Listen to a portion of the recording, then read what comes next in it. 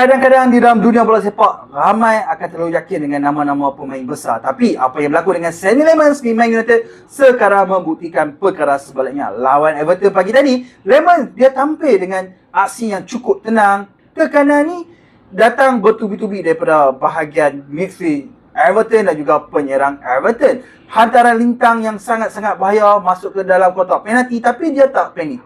Positioning kemas, reflect pantas dan distribution bola pun sangat tepat. Nampak sangat-sangat matang walaupun masih lagi muda. Sebelum ni, seperti kita tahu, ada cerita yang mengatakan bahawa Ruben Amorim lebih cenderung kepada keeper-keeper yang berprofil tinggi seperti Emiliano Martinez. Nama besar, pengalaman luas, memang pilihan selamat. Tapi scouting penjaga gol United iaitu Tony Cotton nampak sesuatu yang ada dalam diri Lemons ni, iaitu ketenangan, disiplin posisi dan keberanian bermain dari bawah. Keputusan untuk memberi kepercayaan kepada pemain muda bukanlah sesuatu yang sangat mudah dan ia mempunyai satu risiko yang sangat-sangat tinggi. Tapi setakat ini ia nampak tepat. Kadang-kadang bakat sebenarnya tak perlukan reputasi besar untuk bersinar.